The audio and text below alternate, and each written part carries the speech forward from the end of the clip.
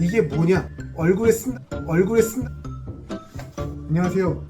트래킹하는 도건입니다. 오늘은 트래킹을 하는 자연 현장이 아닌 실내에서 영상을 찍게 되었습니다. 제 주변에서는 트래킹에 대한 부분을 조금 어려워 하시더라고요. 등산처럼 기능성의 옷을 입어야 되나? 고가의 브랜드 신발, 등산화를 신어야 되나? 라는 부분을 많이 물어보시더라고요. 그래서 좀 어려워 하시는 경향이 조금 있었습니다. 트래킹은 등산과는 다르다는 부분을 좀 말씀을 드리고 싶어서 이렇게 영상을 찍게 되었습니다. 제가 트래킹을 하면서 딱 구매한 거는 딱 두 가지밖에 안 돼요.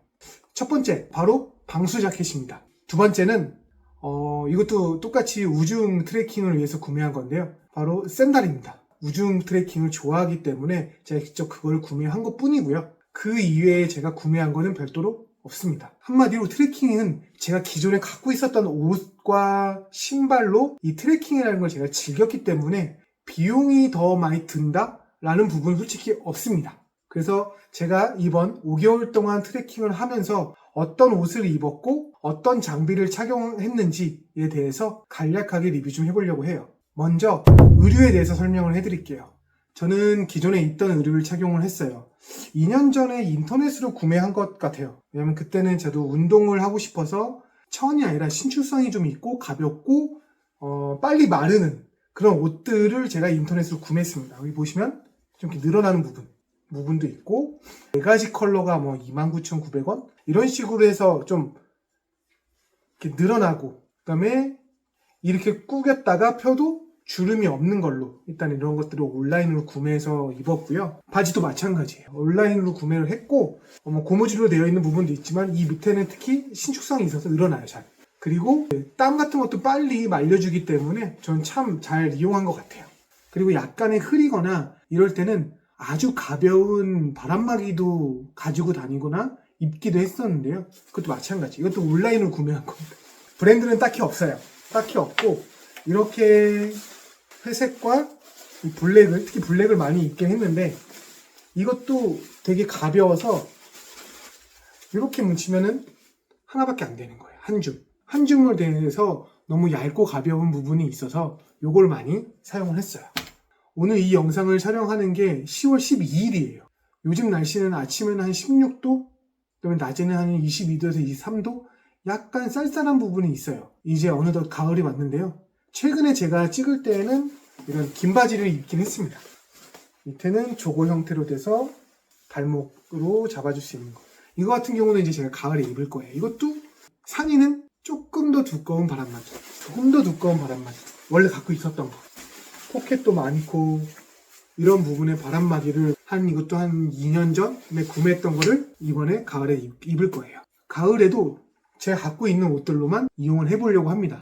물론 이 극동계 12월 이후부터는 어떤 옷을 입을 건지는 저도 고민을 해보긴 할 거예요. 바지 같은 경우는 등산 바지를 아마 살 것 같아요. 그리고 상의나 이런 것들은 또 구매하진 않을 것 같습니다. 기존에 입는 것들로도 많이 매칭이 가능한 부분이기 때문에 트래킹은 등산보다는 훨씬 더 비용을 많이 투자하지도 않고 트래킹을 할 수 있다는 게 가장 큰 트래킹의 장점이기도 하니까요. 여러분들도 집에 있는 걸로 먼저 입고 테스트를 하고 내가 맞는 거를 선택해서 그 다음에 구매하셔도 늦지 않는다라는 부분을 말씀드리고 싶습니다. 이렇게 의류는 이런 식으로 진행이 될 거고요. 두 번째, 액세서리입니다. 트래킹에 의류가 있고 액세서리가 있을 거예요. 제가 지금 착용하고 있는 모자부터 어떤 분은 선글라스, 어떤 분은 선풍기도 되고 여러 가지가 있을 수도 있으세요. 제가 그 중에서 제가 유용해 썼던 것만 가지고 올 겁니다. 첫 번째로는 이런 손수건, 반다나라고 하는 것들이에요. 이게 뭐냐? 누구는 패션으로 얼굴에 쓴다라는 분도 계시겠지만 이것도 괜찮을 것 같고요. 이 반다나를 부어서 저는 목에 많이 썼습니다. 이렇게 목에 이렇게 쓰면은 땀도 여기도 어느 정도 흡수하는 경향이 있고 특히 이 뒤쪽이 타지 않아요. 모자를 쓴다고 해도 이쪽에서 햇볕이 비치는 경우가 좀 많이 있거든요. 이렇게 한다면 목 주위의 부분도 햇볕에서 어느 정도 가려줄 수 있기 때문에 요거는 아주 유용하게 쓴 것 같아요. 인터넷으로도 3,000원대? 그래서 저도 한 3개 정도 사서 옷 색깔에 맞게 일단은 요거를 잘 쓰고 있는 상황입니다. 두 번째로는 반팔을 입을 때 필수였을 거예요. 누구나 쓰는 팔토시. 그리고 또 하나는 바로 이런 챙이 넓은 모자입니다. 저는 되게 가벼워요. 가볍고 빨리 마르는 그런 종류입니다. 그래서 이것도 제 트레킹을 보시면 종종 나오는데, 잠시만요. 이렇게 써서 트레킹을 했어요. 이 챙이 다른 것보다 좀 긴 걸 일부러 샀습니다. 짧으면은 눈만 살짝 햇빛에 가릴 수는 있겠지만 이 부분들은 다 햇빛에 노출되는 경우가 많기 때문에 좀 긴 걸 샀어요. 그래서 뒤도 좀 커버하고 옆에도 커버하고, 그 다음에 여름 트레킹 같은 경우는 나뭇잎이나 이런 것도 어느 정도 막아주는 부분도 있어서 이런 식으로 트레킹 할 때 이 모자도 많이 이용을 했습니다. 그 다음에 또 하나는 제가 항상 갖고 다니는 수건입니다. 저는 트레킹 할 때 항상 이걸 갖고 다녔어요. 가방 속에. 그 이유는 트레킹을 할 때 땀이 많이 납니다. 트레킹이 끝난 후 새 옷을 입어요. 왜냐면 땀 냄새 때문에 다른 분들한테 민폐를 갈 수도 있기 때문에 세수를 하거나 손을 씻던가 할 때 그 후엔 이걸로 항상 닦아줬던 부분이 있어요. 양평에 있는 세미원을 갔을 때도 거기도 조격을 할 수 있는 공간이 좀 있습니다. 그때 신발을 벗고 조격을 하고 이걸로 닦아주는 용도로 해서 저는 항상 이 수건을 갖고 다녔어요. 그리고 액세서리 중에 여름 겨울 필수품, 이 선크림인데 하나는 물타입이에요. 물타입으로 짜서 쓰는 거. 그래서 이건 보통 집에서 출발할 때 거울 보면서 꼼꼼히 바르는 거고요. 이거 같은 경우는 고체 타입. 그래서 여기서 이걸 돌려서 요 라인 따라서 이렇게 바르기가 너무 편하더라고요. 동그랗지도 않고 네모내서. 이 두 개 다 온라인으로 구매했는데 이런 익스트림 스포츠, 웨이크보드나 서핑하는 친구들도 많이 쓴다고 해서 일단 써봤는데 일단 만족하고 많이 쓰고 있는 것 같아요. 이렇게 여름 필수품. 겨울에도 분명히 쓸 겁니다. 이렇게 정도가 액세서리라고 생각하시면 될 것 같아요.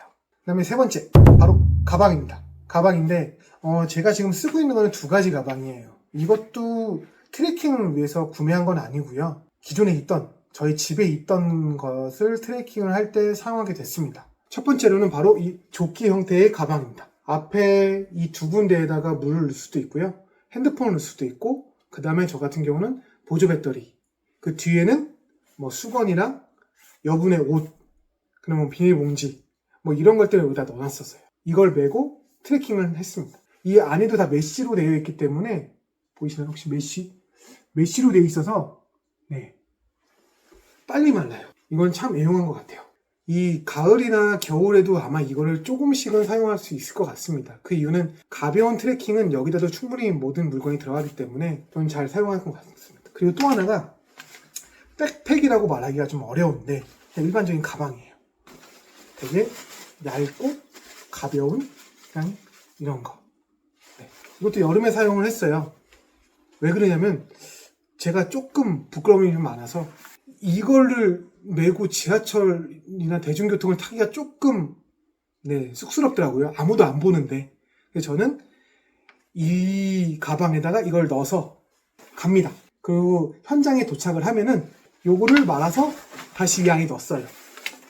그러면서 사용을 했어요. 아니면 가끔 이게 필요 없을 경우는 이것만 갖고 가서 여기에다가 물이나 저 같은 경우는 촬영 장비들이 있기 때문에 촬영 장비를 넣어서 갖고 다니는 경우가 많이 있습니다. 이 가을부터는 고민을 좀 하고 있습니다. 그 이유가 뭐냐면 이런 가방이나 이런 가방은 용량적이나 모양적인 부분, 그다음에 무게를 분산해주지 않기 때문에 아마 이번에는 등산 가방을 구매를 하려고 하고 있습니다. 제가 만약에 구매를 한다면 바로 영상에서도 확인을 하실 수 있으실 거예요. 저는 영상에도 제 모습과 내 뒷모습 이런 모습을 많이 노출시키기 때문에 그때 가방을 확인하실 수 있고 제가 가을이나 겨울에 썼던 장비들을 한 번 더 리뷰를 할 건데 그때 한 번 더 설명해 드릴 수 있을 것 같아요. 자, 네 번째 신발입니다. 제가 이번에 트레킹을 할 때 사용했던 신발이고요. 이건 아직 사용하지 않았어요. 세 가지를 많이 사용을 했습니다. 이 네 가지 신발 중에 제가 구매한 거는 제가 초반에 얘기했던 샌들 형태의 신발, 콜롬비아 거를 구매를 했었는데 이 우중이나 계곡, 그 다음에 이런 물가나 어디를 갈 때 참 좋은 접지력도 좋고 이게 다 막혀있지 않기 때문에 빨리 마르고 우중 트레킹과 계곡류에 대한 트레킹을 갈 때 신으려고 구매했던 거. 이 신발을 제하고는 제가 원래 기존에 있던 신발들이긴 해요. 첫 번째 신발은 뉴발란스 410입니다. 이 신발은 가벼워요. 그리고 이 하부에는 흙길이나 가벼운 약간 산에도 올라갈 수 있게끔 좀 접지력이 좀 어느 정도 좀 받쳐주는 신발이에요. 저도 이거를 1년 동안 신었는데 미드가 조금 많이 닳았습니다. 보이는지 모르겠어요. 얘가 좀 많이 닳았어요. 이걸 진짜 많이 쓰고 있어요. 이번에 또 재구매를 할까 좀 고민 중에 있는데 이 뉴발란스 410은 추천을 드릴 수 있을 것 같아요. 가볍고 접지력도 좋기 때문에. 자, 그 다음 신발은 호카 브랜드에서 나온 신발인데 처음에는 그냥 패션용으로 샀던 거예요. 엄청 무겁습니다. 하나당 500g 가까이는 될 것 같은? 이게 보통 300g 초반이거든요. 근데 이거는 500g 정도가 될 것 같아요, 무게가. 요게 이제 어느 정도 많이 닳고 닳아서 신발을 뭘 사야 되는데 라고 고민하는데 우리 집에 비브람 아웃솔로 된 신발이 있다는 게 생각이 빡 나는 거예요.